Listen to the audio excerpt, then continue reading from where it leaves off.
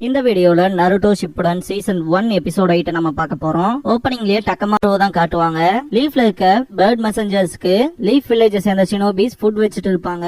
டக்கமாரோ அந்த பிளேஸ ரீச் பண்ணிரும். இவ்வளவு காலையில எங்க இருந்து மெசேஜ் வந்திருக்கும்னு ஷினோபி பக்கத்துல போய் பாப்பான். ஹிடன் சாண்டோட ஃபாஸ்டஸ்ட் மெசேஞ்சரான டக்கமாருவா அப்படின்ட்டு ஷாக் ஆவான். அது கொண்டு வந்த மெசேஜ்ல இருக்க சீலை ரிலீஸ் பண்ணுவான். அதுல ஒரு ஸ்க்ரால் இருக்கும். இது லெவல் 1 எமர்ஜென்சி மெசேஜ் அப்படின்ட்டு ஷாக் ஆவான். நட்டோரி உடனே சைஃபர் காப்ஸ கான்டாக்ட் பண்ணுங்க அப்படின்னு கத்துவாரு. நருட்டோ ரொம்ப நாளாச்சு ரியல் மிஷனுக்கு போய் அப்படின்னு பேசிட்டு வரும்போது சக்குரா வந்துட்டு எந்த மிஷன் கொடுத்தாலும் அக்செப்ட் பண்ணிக்கடா, தேவையெல்லாம் பேசாதேன்பா, அதெல்லாம் நான் பண்ண மாட்டேன்பா.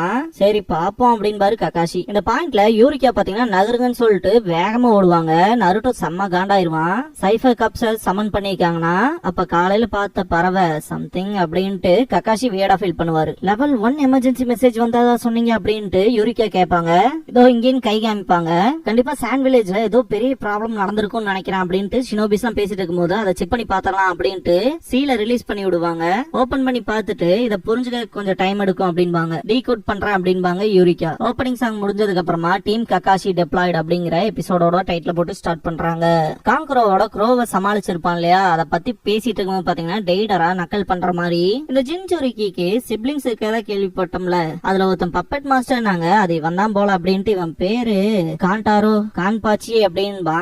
காங்க்ரோடா அப்படின்னு கத்துவான். காங்க்ரோ எத்தனை தடவை அவனோட பப்பட்டை யூஸ் பண்ணி அட்டாக் பண்றதுக்கு ட்ரை பண்ணாலும் ஈஸியா தடுத்துருவான். சசோரி நான் தான் உன் ஆப்பனன்ட்னு சொன்னேன்ல, டெய்டரா நீ என் வழியில குறுக்க நிக்கிற, டைம் வேஸ்ட் பண்ணாம நீ முதல் கிளம்பு அப்படின்றவான். அவ்வளவு ஈஸியா விட்டுற மாட்டேன்பான் காங்க்ரோ. சசோரி செம காண்டா இருப்பான். என்ன திரும்ப சொல்ல வச்சிடாத, நான் தான் உன் ஆப்பனன்ட் அப்படின்ட்டு அட்டாக் பண்ணுவான். இவனை போட்டு தான் போய் அடுத்து அவனை சேஸ் பண்ணும் போல அப்படின்னு திங்க் பண்ணுவான் காங்க்ரோ. பாக்கி சைட் காட்டுவாங்க. இன்னுமே டிராப்ஸ் இருக்கலாம், அதனால பார்த்து ஒர்க் பண்ணுங்க அப்படின்பாரு. பர்சியூட் டீம் பாத்தீங்கன்னா ரெடி ஆயிரும். பாக்கி இவங்க கிட்ட சொல்ற மெயினான விஷயம் என்னன்னு பாத்தீங்கன்னா காங்க்ரோவை சேஸ் பண்ணி போங்க. இன்ஃபேக்ட் உங்களுக்கு பேட்டில் இறங்க வேண்டிய சிச்சுவேஷன் வந்தாலும் சண்டை போட வேணாம், அவங்களோட ஹைட் அவுட்டை மட்டும் கண்டுபிடிக்கிறதுக்கு எப்படியாச்சும் ட்ரை பண்ணுங்க. காசேகாகே ரெஸ்கியூ டீம்ங்கிறது அவங்களோட ஹைட் அவுட்டை கண்டுபிடிக்க வேண்டியதான் ஃபர்ஸ்ட் பிரியாரிட்டி. ஏதாவது சில இன்ஃபர்மேஷன்ஸோடனாவது வர மாதிரி பாருங்க அப்படின்பாரு. அவங்க கிளம்புனதுக்கு அப்புறமா காங்க்ரோ தேவையில்லாத வேலை எதையும் பண்ணிராதா அப்படின்ட்டு திங்க் பண்ணுவாரு. காங்க்ரோ சசோரி கிட்ட என் பப்பட் ஷோவை பாடுறா அப்படின்னு சொல்லிட்டு அட்டாக் பண்ண ஆரம்பிப்பான். இன்ஃபேக்ட் சசோரிய குழப்பற மாதிரி பாத்தீங்கன்னா அவன் சுத்தி பயங்கர வேகமா மூவ் பண்ண வைப்பான். திடீர்னு ஒரு பக்கமா இருந்து காங்க்ரோ அட்டாக் பண்ணும் போது சசோரி அதை ஈஸியாவே தடுத்துடுவான். நீ பயங்கரமா தான் சண்டை போடுற அப்படின்பான். திடீர்னு பார்த்தா கிரவுண்ட்ல இருந்து சசோரிய பிளாக் ஆண்ட்ங்கிற பப்பட் வந்து அட்டாக் பண்ணும். பிளாக் ஆண்ட் காணாம போனதும் கூட உனக்கு தெரியலையா, நோட்டீஸ் பண்ணலையா அப்படின்ட்டு அதை ஒரு ட்ராப் லைக் செட் பண்ணுவான் இல்லையா, அதுல பாத்தீங்கன்னா சசோரி மாட்டிக்குவான். க்ரோ பப்பட்டோட அந்த ஷார்ப் பிளேட்ஸ் எல்லாமே வரும் அதுல இன்சர்ட் ஆகுற மாதிரி. இதுக்கப்புறமா puppet show secret black move iron maiden அப்படிங்கிற ஜுட்ஸோ யூஸ் பண்ணுவான் காங்க்ரோ. பயங்கர ஃபோர்ஸா இன்சர்ட் ஆகும். ஷோ முடிஞ்சு அப்படின்பா காங்க்ரோ. நருட்டோ மிஷன் எது கொடுத்தாலுமே அக்செப்ட் பண்ணிக்கன்னு சொல்லிட்டு வந்திருப்பான் இல்லையா, அந்த விஷயத்துக்கு ஆப்போசிட்டா நடந்துக்குவான். சி ரேங்க் மிஷனா எவன் கேட்டான், இது என் தகுதிக்கே வந்த இழுக்கு அப்படின்பா.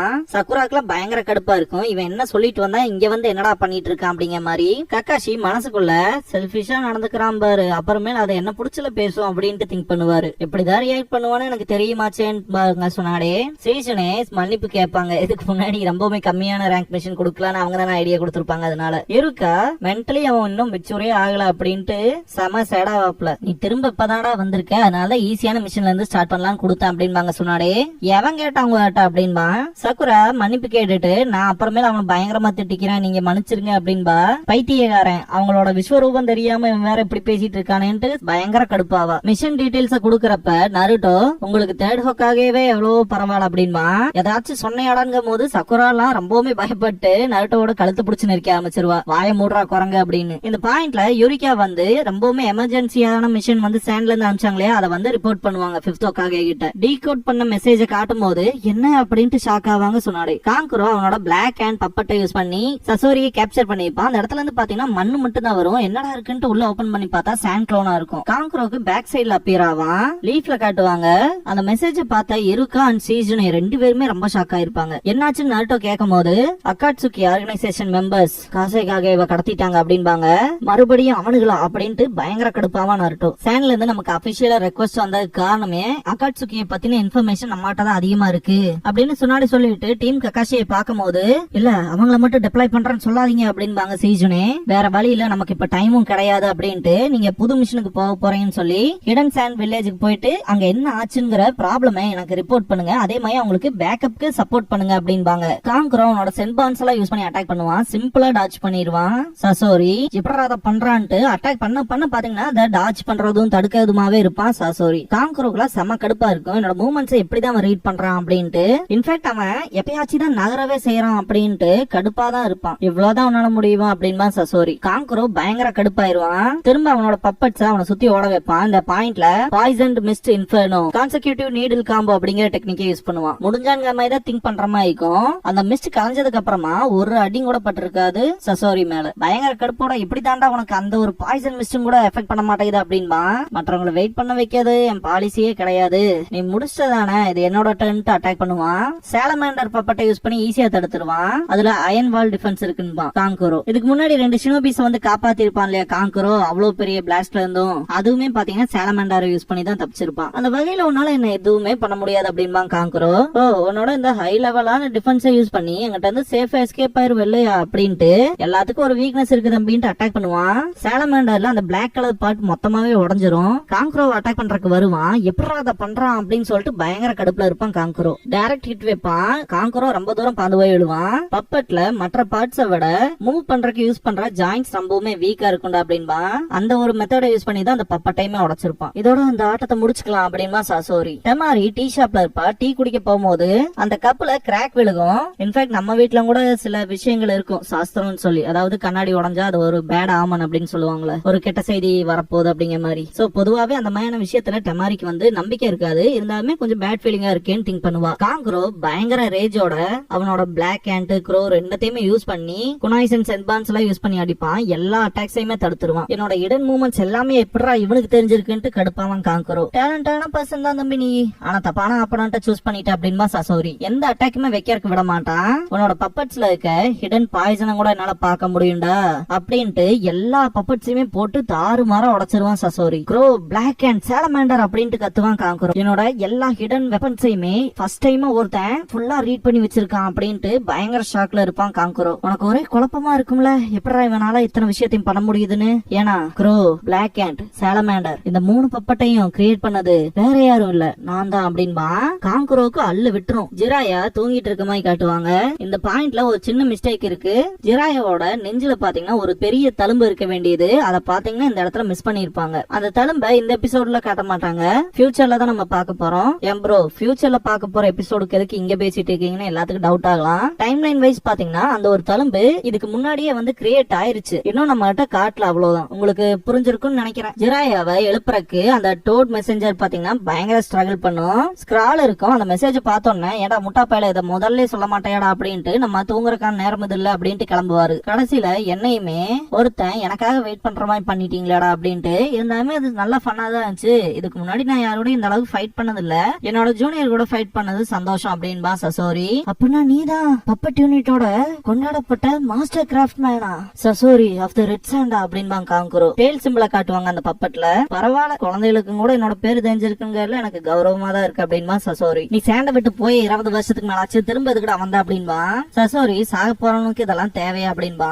திடீர்னு பார்த்தா காங்கோரோ கீழே விழுவான். அவனோட உடம்பு உணர்வே இல்லாம இருக்கும். இவனும் பாய்சன் யூஸ் பண்ணி இருக்கானா அப்படின்ட்டு அந்த அட்டாக்ல தான் நடந்திருக்கணும் அப்படின்னு திங்க் பண்ணுவான். பாய்சன் சர்க்குலேட் ஆக ஆரம்பிச்சிருச்சான்ட்டு ஃபைனல் ப்ளோ வைக்க வரும்போது காங்கோரோ அவனோட பப்பட்டை யூஸ் பண்ணி தடுத்துட்டு க்ரோவோட அந்த ஹேண்டை யூஸ் பண்ணி அவனோட ஸ்கார்ஃப லைட்டா கிழிச்சு அந்த கையில ஹோல்ட் பண்ண மாதிரி புடிச்சுக்குவான். எவ்வளவு சஃபரிங்கோட வாழ போறேன்னா சரி, நான் ஒன்னா கொல்லல, அந்த பாய்சனே உன்னை கொண்டுட்டோம், 3 நாளுக்கு குறைவாதான் இருக்கு அப்படின்ட்டு கிளம்பிடுவான் சசோரி. கண்ணம் மூடும் போதும் கூட காராவை பத்தி தான் திங்க் பண்ணுவான் காங்கோரோ. சாண்டோட பேக்கப் யூனிட் பாத்தீங்கன்னா காங்கோரோவை கண்டுபிடிச்ச மாதிரி வாய்ஸ் ஓவர் மட்டும் கேட்கும். டீம் ககாஷி லீஃபோட என்ட்ரன்ஸ்ல இருந்து கிளம்புவாங்க. இருக்கா நருட்டோக்கு குட் லக் சொல்லுவாரு, தேங்க்ஸ் பண்ணிட்டு கிளம்புவான். ஜிராயா இந்த இடத்துக்கு வந்துட்டு புது மிஷனா அப்படின்ட்டு ஒரு முக்கியமான விஷயம் பாரு. சுனாடே கிட்ட அகாட்சுகி சாண்ட் வில்லேஜ்ல சொல்ல வரும்போதே எல்லாமே தெரியும், அந்த மிஷனுக்காக தான் இவங்களை தாட்டி விடுறான் சாண்டுக்கு அப்படின்பாங்க. ஜிராயா நருட்டோவை பார்த்துட்டு அகாட்சுகிக்கும் நருட்டோக்கு இடையில இருக்க விஷயம் தெரியுமா தெரியாதா அப்படின்னு கேட்பாரு. தெரியும், இருந்தாலும் வேற வழி இல்ல அப்படின்றாங்க சுனாடே. கடுப்பான ஜிராயா ஜிராயா நருட்டோ ஒரே செகண்ட் நீங்க வாடா அப்படின்னு சொல்லி கூப்பிடுவாரு. அக்காட்சிக்கு கிட்ட மட்டும் முட்டாள்தனமா எதையும் பண்ணிராத அப்படின்பாரு. அவனுங்களுக்கு என் கூட பிசினஸ் இருக்குல்ல, அதனாலதான் அவனுங்களே தேடி போறேன் நான் அப்படின்பா. இப்படி முட்டாள்தனமா உன்னோட பொறுமையை இழந்துராத, பார்த்து சண்டை போடு, எக்காரணத்தை கொண்டு அந்த பவரை யூஸ் பண்ணிராத அப்படின்பாரு. எனக்கு தெரியும் அப்படின்பா நருட்டோ. கக்காஷி கிட்ட ஜிராயா நருட்டோ எந்த ஒரு முட்டாள்தனமான விஷயத்தையும் பண்ணாம பாத்துக்க, உன்னை நம்பிதான் தாட்டி விடுறேன் அப்படின்பாரு. சரி அப்படின்பாரு. நருட்டோ கக்காஷி சென்சே சக்குரா வாங்க போலாம் அப்படின்பா. சக்குரா ஓடிடுவா. கக்காஷி ஜிராயா கிட்ட சொல்லிட்டு கிளம்பிடுவாரு. ஜிராயா சுனாடேன் இருக்கா 3 பேருமே நருட்டோ மேல கன்சர்னா இருப்பாங்க. கவலைப்படுறையா இருக்கான்னு சொல்லி சுனாடே கேட்கவும், அவன் இனிமேல் வீக்கான ஷினோபி எல்லாம் கிடையாதுல்ல, அவனை பத்தி கவலைப்படணுங்கிற அவசியமே இல்ல, சக்குராவுக்கும் அதேதான் அப்படின்பாரு. சீக்கிரமா வளர்ந்துட்டாங்களா அப்படின்பாங்க. நருட்டோ செம்ம ரேஜோட இருப்பான்.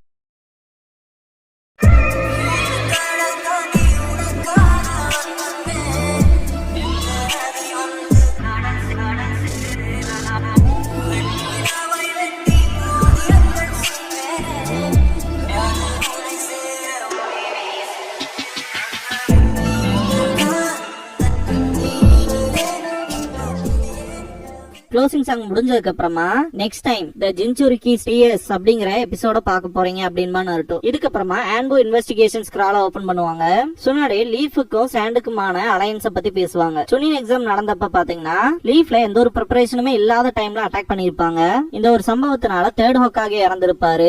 அதே மாதிரி சாண்டோட காசேக்காகவும் இறந்திருப்பாரு. இதுக்கப்புறமா தான் ஒரோச்சிமாரு நமக்கு துரோகம் பண்ணிருக்காங்கிற விஷயத்தவே அண்டர்ஸ்டாண்ட் பண்ணிக்குவாங்க. இதுக்கப்புறம் 2 நேஷனுமே பில்ட் ஆயிட்டு இருக்க அந்த சமயத்துல பாத்தீங்கன்னா ஒரு அலையன்ஸுக்கு வந்திருப்பாங்க, ஒரு நட்பு நாடா இருந்துக்கலாம் அப்படின்னு சொல்லி. லீஃப் வில்லேஜ் ரீபில்ட் ஆயிட்டு இருக்கனால பாத்தீங்கன்னா அந்த ஒரு அலையன்ஸை வந்து அக்செப்ட் பண்ணிக்குவாங்க. இந்த பாயிண்ட்ல தான் இந்த ஸ்கூலோட கரிக்குலம்ஸ் எல்லாம் பாத்தீங்கன்னா காப்பி பண்ணி அவங்க நேஷன்ஸுமே டெவலப் ஆயிட்டு வந்திருக்கும். இந்த பாயிண்ட்ல நருட்டோ பாத்தீங்கன்னா இந்த கொஸ்டின் அரைஸ் பண்ணிப்பான் இல்லையா, சிக்கமாருக்கும் டெமாரிக்குமான ரிலேஷன்ஷிப் என்னன்னு சொல்லிலாம் அதெல்லாம் சொல்லுவாங்க.